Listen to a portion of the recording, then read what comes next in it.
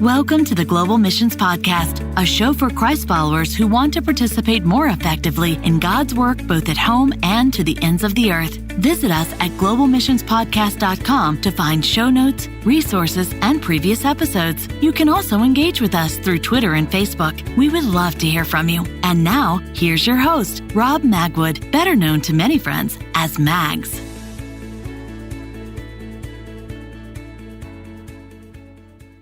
Hi, everyone, and welcome to this second episode of our 4-week mini-series entitled How to Do Short-Term Missions with Excellence. We're hoping that this series will be especially helpful for churches or other groups that are considering short-term ministry in the near future. Please do pass on the link to people who might benefit from this. We've included lots of ideas and principles intended to help guide us toward long-term fruit through short-term ministries.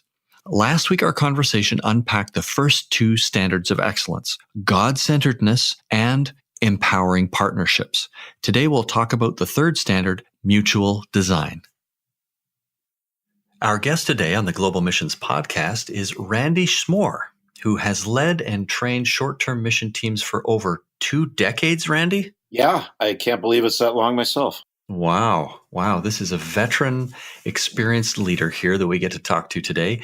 Randy currently serves as Gateway Director for the North American Baptist Conference and also serves on the Board of Standards of Excellence in Short-Term Mission. Randy uses the Standards of Excellence guidelines to help empower others to build appropriate and thriving global partnerships. Randy, welcome to the program. Thanks very much. Good to be here. Maybe just as we begin, if you would take just a few minutes, tell us a bit about your role, Gateway Director, what that means at the NAB conference, and how you serve with the Standards of Excellence too. Well, Gateway is kind of an in-house definition and name in the North American Baptist Conference for what we do in the area of short-term mission teams and training, and also very appropriately with that in the area of long-term partnerships and working together in that way. And so that's what Gateway has to do with. And I work in the training aspects of that. I lead teams myself, and we're pointing all of these things at what we believe is the strongest context for doing short-term mission, and that is the context of long-term relationships and long-term partnerships. So when it comes to standards of excellence, I'm a volunteer on the board with that and have been for a number of years. It's had some iterations over the course of the years here, various ones. And yes, currently I am on the board of that, but I also serve in some capacities of training with the standards as well and getting opportunity to represent them like I'm hopefully doing with you here today. Well, thank you. We appreciate you joining us today. Let's begin our conversation by understanding this third standard and how it ties into empowering partnerships that Brian talked about last week. What do you mean by mutual design? Yeah, they definitely go together because mutual design is built on the foundation of long-term partnership. And so as we think about how do you actually live out a partnership, what makes it empowering for one or the other, it's this idea that we're working together in this and mutually designing any projects, any outreaches, anything we do need to be done in both sides of the equation. It's not just the domain of those that are sending, but it's also that of which those that are receiving as well.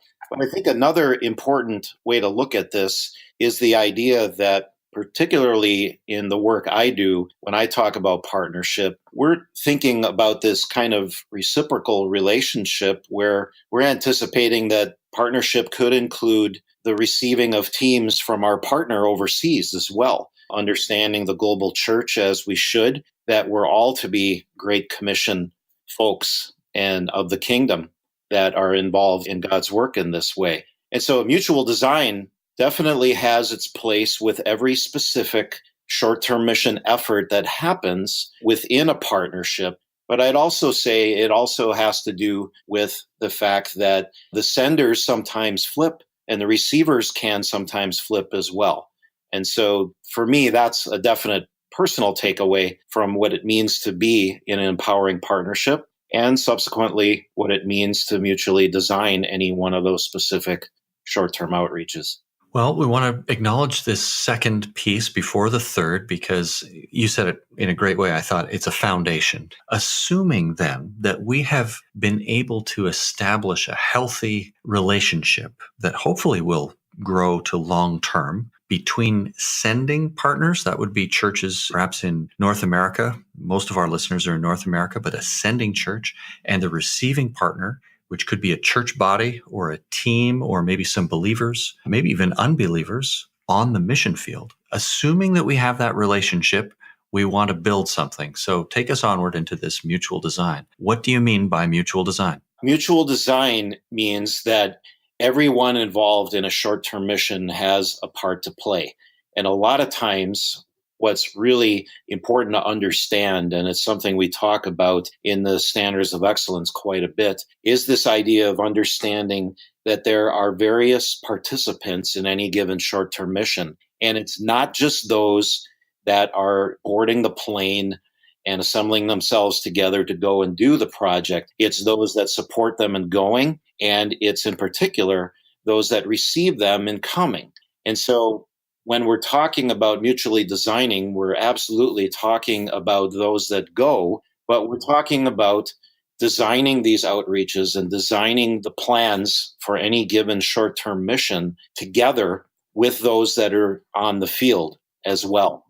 And what is absolutely crucial in doing this is the fact that no short-term mission team, whether they're from North America or wherever they might be from, should ever walk onto the mission field and everyone stands there and watch them do the work. It's a collaborative effort in the design phase, in the implementation, in all of it. So mutual design is a very important aspect of different bodies of the kingdom, different churches, different ministries working together in a community as they do a short-term mission project. Well, we understand it now includes both sides of this equation, you've called it, the goers and the receivers, in particular, in addition to the senders. What are some of the reasons why it's so important that short-term mission initiatives are mutually designed? Well, I think if we're not doing that, we're really not truly leveraging the entire body of Christ for who each one is and the important role that each of us have to play in God's kingdom work, his Missio Dei. As we understand that we all have a part to play in this, we begin to understand and to flesh out even more fully the fact that there are truly ways that we can design partnerships and that, not just talk about it theoretically, that, yeah, everybody has a part to play in this, but we actually put the plans in place in any given example, like a construction team or a children's ministry or maybe a youth leader training or something like that, where we do this together and we plan it together and we execute it together, whatever it is. I think that's so important. And I guess the other thing I'd mention with that is we need to remember that those that are receiving us on the field are there for the long haul. So it's really kind of silly to think about us coming in and doing something for them when in fact we're there to really bolster the long-term work that they're likely involved in on a year in and year out basis. We're coming in for a short period, so we want to do this together with them, designing it, executing it, everything we do. Well, it makes a lot of sense, really, that it begin with design. I have enough experience on the field as well, where we have seen well-intentioned people participate in a short-term mission initiative, and they have arrived on the field, but they haven't really, I'll say, they haven't considered adequately what the needs are on the field. They may have assumed that they understood the needs on the field, but that assumption has not been tested. It hasn't been proven. And so there's actually a mismatch of what the team came to do and what's needed on the field. Sounds to me like we could avoid that, or at least some of that. Absolutely. And if I can just go back into some of the importance of standard number 2 and empowering partnerships, this is a lot of the collaborative discussions that need to go on in likelihood outside of the actual 2 weeks that a mission team is on the field, where all of these foundations are set, these relationships are solidified, where partnership really has some meaning in some very concrete ways. So the design aspect can actually happen and be done out of a good foundation of strong relationships, one with the other, and understanding of what does it mean to collaborate together. Otherwise, if we don't really know each other and we haven't done a lot of this pre-work of empowering partnerships, design really doesn't make a lot of sense to just stand on its own if we haven't done this pre-work with it. It's a prerequisite, really. Yeah, for sure. That's why I really think it's important to understand standards 2 and 3 together. Well, it's interesting. What I hear you saying is that a short-term mission initiative might not really be short-term. Absolutely. I have really discovered in the course of the last decade or so for myself that a short-term mission trip is really done best in the context of long-term relationship. And it means something to have long-term relationship. We can't just say it and then not really have a lot of tools and foundations and elements of understanding what does long-term relationship look like and how does that work. And then we can have some of these good contexts where the short-term mission efforts make sense in this much bigger picture of what's happening. What's short term is the time that you may spend or your team may spend on the field in direct interaction, but there's a lot around it. This is very good, healthy thinking. Randy, what are some of the key characteristics then of a mutually designed short-term mission initiative? Well, I think as we start to think about the elements of it and what it looks like, I think we have to start understanding just how many aspects we have as far as the long-term goals of outreach in a particular community and what they're trying to do there in another part of the world to reach their community. I think we begin by understanding just what are the goals of the hosting church, the hosting ministry, what are they trying to accomplish there? And so, let's say we're talking about a church in a small rural community that is seeking to reach out and impact their community with the gospel. And so we need to hear their hearts and need to understand just what some of their purposes are. What are the needs in that community? Is poverty really an issue there? Do they have some very what we would call holistic needs as a community there in relation to maybe street children or other issues? Do they have frequent natural disasters taking place there, whatever things might be? And understanding a lot of those elements really starts to help us get to a place where they can start sharing what their hearts are and how we can respond to that. And they are the ones who are saying, this is what we really need. And so we're not coming in to build things that aren't needed, to perform ministries that haven't been asked for, but it really has to do with understanding and hearing their hearts. And then again, this is the standard, mutually designing things that will actually meet those needs.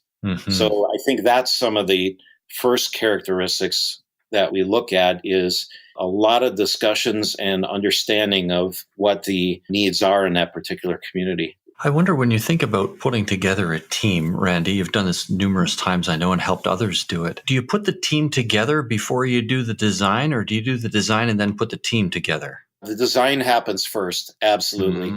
Okay. Because you do want to know what are the kind of projects that are actually going to meet the needs in that community. And you start working back from that and you start to see, well, these are the kind of folks that we would want to have on this particular mission trip. And as we think about what mission trips look like, they can many times be characterized, and some might look at them as one size fits all sort of opportunities. But when we start looking at some of the values that mutual design asks of us, we're really going to start thinking way more strategic about the kind of folks, the kind of projects, the kind of things that are going to be most effective in a particular community. So it doesn't mean it's just the realm of experts. Let's say medical needs are what's needed in that particular area. So we only want doctors and nurses or optometrists and dentists or that sort of thing. I think that can be the case in responding to some needs. And then there's others that can come along and support that. But we definitely need to ask those questions and understand, do we only use professional construction folks in this work? Or even more than that, do we need our construction folks there at all? Are there plenty of construction folks on the field there that we just come alongside and help? So the mutual question really is asking a lot of discernment on our part rather than just throwing willing folks together to go and do something. Where the place that we're partnering may not necessarily be the most appropriate place for every short-term mission that a church here in North America would send out. It really may not be. Well, it sounds to me like there's really a humility for us in this. And I mean, us being the senders and the goers, where there's a deference, a priority on what's really needed on the field as opposed to what we bring to the table, so to speak. Absolutely. And honestly, this is where the standards have been formed out of a real sense of trying to desire this idea of humility. And a standard like mutual design is acknowledging in the first place that, wow, there's folks on the other side that know something about what we're going to be doing over there. It seems very simple to consider that, but unfortunately, a lot of short-term missions have really gone out and not considered that. And we need to do better and need to be more discerning and submit our plans to, yes, the Lord, but also to those that are the Lord's people in that part of the world. Yeah, that was well spoken, I think, too. We really want to understand that folks going into short-term mission initiatives like this are well-intentioned. What we're trying to add to that is this careful, humble planning that takes place. Randy, I wonder if you would just give our listeners an idea of what this looks like practically. Mutually designing short-term mission, is it done through meetings? How are you seeing it done? Email, other means? What does the process actually look like? This is an area where I'm actually trying to create a bit of a paradigm for churches in my own ministry with North American Baptists to enter into this sort of thing. And mutual design is actually the third step in a four-step process that we use. The first one being just a beginning understanding of what partnership is and kind of an orientation and understanding of that. And I like to have the opportunity to share that with our North American church and mission leaders and pastors, but also with our international friends as well that we're working with. So I like to move from that into what I think would be one of the main logistics of this in a very strategic designed vision trip, and even a series of a couple vision trips where the leaders from both organizations can really have the chance to have time in each other's backyards, if you will, and to understand what are the needs in the community that we're going to serve here, and not go with the idea that we're going to do something before we even have taken the time to get to know these people. But a vision trip, I think, is a very important, and it really doesn't have to be that long, but it's a very important time to sit around tables, to have coffee and meals and get to know people, to walk their streets, to walk their landscapes, to have some of these things pointed out, meet the key people in the community, and understand in a much fuller way before you actually bring a team and these boots on the ground to accomplish something. Go there and spend the time to get to know these people, to get to know the needs in the community first. I think that's important logistic. And then I think this is where the mutual design comes from. Once you've done that, I think you need the face-to-face time. That is what the vision trip really is about. And I encourage our North American partners to host the leaders from their partnering ministry here in North America as well, and take the time to do that. It slows much of this process down in being intentional about doing these sort of things. But when we get to the opportunity of what I would call step 3, mutual design, happens to be standard 3 as well, this is where we've already had a history with each other. And so we can actually speak intelligently about the needs in the community and already have a history of knowing each other in relationship because we've spent time in each other's communities and we know each other a little better. We've walked their streets a little bit. And then we can start talking about these mutual design aspects here. Mm-hmm. The last thing I'd say about that is when we're talking about mutual design, we're not talking about just one individual mission trip. I would say we're talking about maybe even a series of projects and intentions, of which a mission trip may be one of those. Maybe there's things that are accomplished better through an intern going to serve or another kind of group or an individual or something like that. Whatever is needed, it's always not going to be a team necessarily. That is the solve in a particular need. Mm-hmm. You'd mentioned that there are 4 steps that you had. What's the 4th piece? I would say the 4th one is the actual implementation of what you've designed. Mutual design definitely takes the time to figure these things out. And so you are sitting down together, one with the other, and planning out some long-term goals for your existing partnership. And then the implementation is step 4 of those actual things. Very good. In a moment, we're going to talk in more detail about the characteristics of a mutually designed mission initiative. Just before we do that, we're going to take a short break and share with you about an organization that may be helpful for you and your church. Ignite your passion for the world. The Jaffrey Center is made up of people like you and me who want to engage the world around them in new and meaningful ways. Through collaborative project development, training, and research projects, the Jaffrey Center seeks to rekindle and ignite a passion for God's unending concern for people. To learn more about us, visit www.jaffreyglobal.com. And now, back to today's conversation. We're back with Randy Schmor of the North American Baptist Conference and the Standards of Excellence in Short-Term Mission. Randy, you mentioned previously that a mutually designed mission initiative should have on-field methods and activities aligned to long-term strategies. What are some of the key questions that we need to ask to make sure that we stay in alignment? Well, some of these come through in, if I can refer to what the standards of excellence in short-term mission are as they're fleshed out in what we call our KQIs, or key quality indicators. In the standard of mutual design, we have some questions we ask related to these methods and activities that are looking at the long-term strategy.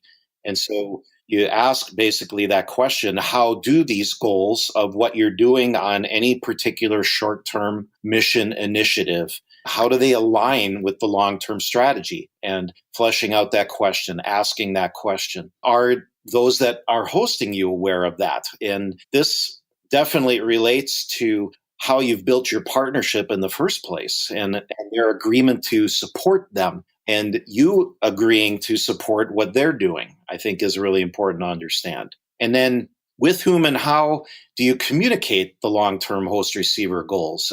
This needs to be understood, I believe, in both communities, in understanding where are we going here and what is the long-term goal, what are the long-term initiatives of what we're doing here. And then also, how do you mutually design and regularly review ministry methods with those that are going on the mission teams, let's say, from North America, and those that are receiving there? How do you evaluate? How do you follow up on these mission initiatives that have gone out? What are some of the key questions to be asking of those? That's going to be important to do. I would suggest it's going to be important for every time a team participates. But again, you've been talking and encouraging that relationship, and that relationship will benefit from regular interaction, assuming that teams go more than once to the same location. That review seems like a very healthy element in this process. I think it really is. And as you take the time to do that, there really needs to be an ongoing, and maybe at times, because churches get busy and the initiatives they're doing themselves, maybe it needs to be scheduled out, really put on the calendar. We are going to be Skyping with our friends in Argentina every 2 months. We're going to be sharing prayer requests one with the other. We're going to be scheduling mission trips or initiatives every 2 years or whatever the case might be. This is our goal. And putting those actually down on record and saying these are our intentions for the future of how we're going to accomplish these things, rather than leaving it up to the whim of when do we have time off. Or Well, you're talking about being intentional instead of accidental, right? You're intentionally building this. Absolutely, yes. Yep. Well, we talk about the strategic planning, having a partnership first and then having objectives which are aligned. It's a bit theoretical. I wonder if we could use an example, a church or an environment where you have seen this work really well. The short-term mission initiative has really been aligned. How did that unfold? Put this into a living picture for us. Currently, because of the role I'm in, I play the role in a lot of these relationships, kind of a mediator or a liaison between these churches. And that isn't something that comes directly out of the standards, but I think it's an important role to understand and potentially have in these burgeoning relationships, is someone that is somewhat of a third party that can do that. I think that's a great person to have in the equation here. But regardless of how it comes about, I'm overseeing about 15 to 20 of these partnerships like this. And one of them in particular always comes to mind for me, that's been going for about 10 years now, is a church in the Detroit, Michigan area, and their partnership with a church in San Lorenzo, Paraguay, just outside of a capital city of Asuncion. And this partnership has really taken off and taken place and has had a multitude of different facets to it, as the questions are asked on a frequent basis of where is this church in Paraguay heading towards? What are they trying to accomplish? And a lot of their initiatives could be characterized by trying to be a church planting movement and initiate that. And so the church from Michigan has helped them go into various new communities with medical clinics and door-to-door evangelism, which works very well in that culture, and have opportunities to kind of spearhead new church planting ministries there. As they're doing this, the church there is very cognizant of their values of church planting, of trying to find a person of peace in that community, as they call it, something definitely biblical in nature, and understanding that and identifying someone like that where they could begin this new church partnering effort. And they will be trying to do that as a mission team comes in and does this more public sort of ministry there, at the same time looking to identify a place where a new church might be starting. And they've done a lot of this work ahead of time too. It's not just when the team's there, but it raises the profile of the fact that, wow, something is happening in this community and maybe we want to be a part of it. And so that has definitely been one of the relationships that we've seen take off in the past here. And their church planting initiatives have also led them towards realizing that they have a number of folks in their church, the church in Paraguay, that are involved in the medical field. And so does the church in the Detroit area. So they've collaborated in that way. They've brought Christian doctors and nurses there into the city and to even speak in the hospital and talk about how their faith informs what they do. And some of this has looked like mission team efforts. Some of it's looked more like some guests coming in from the church in the States to be able to do that. And so a number of different ways that this partnership has manifested itself. Are there some key questions that you encourage people to ask as they're in this particular step of planning and making sure that they're aligned with long-term objectives? I think some of the basic questions are coming out of really the key values that are identified in the beginnings of the partnership. And when a mission trip is coming together, you're already asking those very specific questions as to, okay, this particular mission team is deciding to go, let's say, to Paraguay, and we're going there to help this initiative in this particular community, which lends itself to the long-term goal of church planting and the movement of Christ there. I think all of it needs to be able to be answered by everyone that's involved in a particular mission effort and the church that goes as well, or that supports it back here in North America. So when we look at any individual team member on our mission team that's going there, they would be able to answer those questions. I think it's important that they can find the line of connection and understanding between why they're going on this trip and what it has to do with the long-term goals of that particular ministry they're working with there.